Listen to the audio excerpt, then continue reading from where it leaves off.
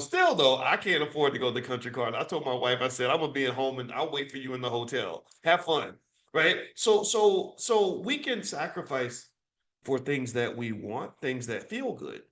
But can you sacrifice for things that are going to make you feel good long term? Because financial security feels really good.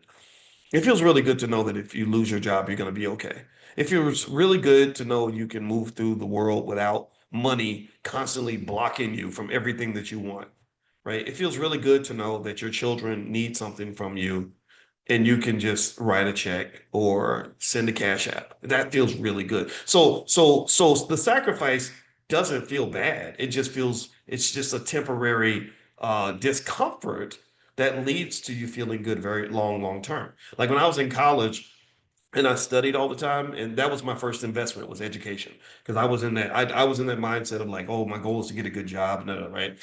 So I would study a lot, and people, thought that I was just torturing myself, like I was some sort of masochist because I just wanted to just make myself go through hell like all the time and never have any fun. And I said, no, I enjoy my life, number one, because I can have fun in between the times I study. But what I'm doing is I'm sacrificing so that I can have fun for the next 40 or 50 years.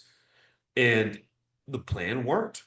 I told my kids, I said, I actually enjoy my life now because of things I did when I was 19 years old. And I ain't been 19 for a long time. I've had gray hair for probably 20 years in my beard, right? So ultimately, what I encourage you to do is to really just understand that, right? So let's finish the chart so we can just so you can go, so when your cousin tells you that investing doesn't work and investing's for lames and simps, you can correct them politely. Forgive them for they know not what they do. Yeah, all right, so here's the next part of the chart. Actually, let me stop sharing my sound so I can make sure you guys can hear me. So give me a second here.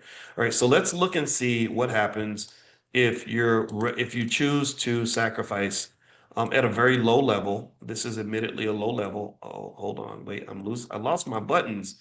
Oh no, okay, I can't. Okay, there we go. I was trying to share my screen again, and it wasn't sharing properly.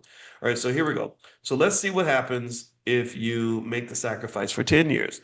Well, after 10 years of coffee money, you've now got $26,438. This is assuming an 8% ROI. Sometimes the market goes as high as 10%, but 8% is a conservative number. 15 years, 49,000, 20 years, about 83,000, 25 years, 133, 30 years, 206,000.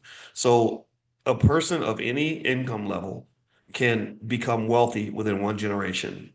There's no person that has $200,000 in their bank account that isn't considered a well off person. Like no one will ever feel sorry for you if you say, "Oh my God, my finances are so tight," and then they see that you got $200,000 in your investment account. They're not going to believe you, right?